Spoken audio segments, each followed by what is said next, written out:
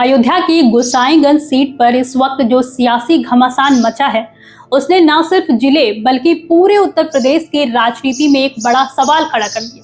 सवाल यह है कि क्या भारतीय जनता पार्टी अपने पुराने और कद्दावर ब्राह्मण चेहरे खब्बू तिवारी के प्रभाव पर फिर भरोसा जताएगी या फिर समाजवादी पार्टी से बगावत कर राज्यसभा में क्रॉस वोटिंग करने वाले बाहुबली अभय सिंह के उस एहसान का बदला टिकट देकर चुकाएगी। गोसाईगंज के इस विसात पर आज दो दिग्गजों की साख दांव पर लगी है। एक तरफ खब्बू तिवारी का रसूख है जिन्होंने 2017 में यहां भगवा फहराया था, तो दूसरी तरफ अभय सिंह है जिन्होंने 2022 के चुनाव में खब्बू तिवारी के गढ़ पर कब्जा किया था। राज्यसभा चुनाव के दौरान अभय सिंह ने पाला बदलकर बीजेपी की राह आसान की थी। राजनीतिक हलकों में ये चर्चा आम है कि इस पूरी बगावत के पीछे प्रभावशाली रणनीतिकारों की एक बड़ी विसात बिछाई गई थी।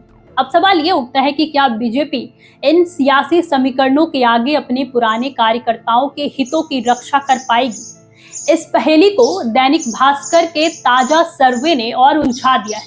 सर्वे के नतीजे गवाही दे रहे हैं कि 2027 के महासमर से पहले जनता का मिजाज बदल चुका है। आंकड़ों के मुताबिक प्रदेश के करीब 88.5% विधायकों के खिलाफ जनता में भारी नाराजगी है और गोसाईगंज में अभय सिंह की लोकप्रियता का ग्राफ काफी नीचे आया है।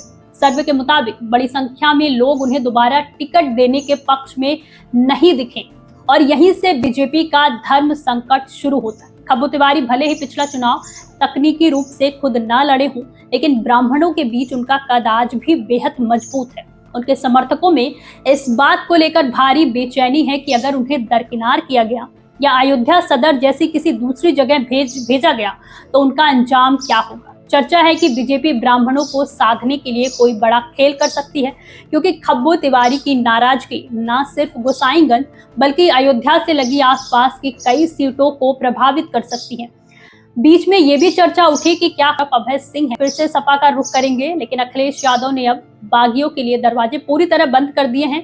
ऐसे में अब दबी जुबान में ये भी कहा जा रहा है कि अगर बीजेपी से बात नहीं बनी तो खब्बू तिवारी बहुजन समाज पार्टी का रुख कर सकते हैं।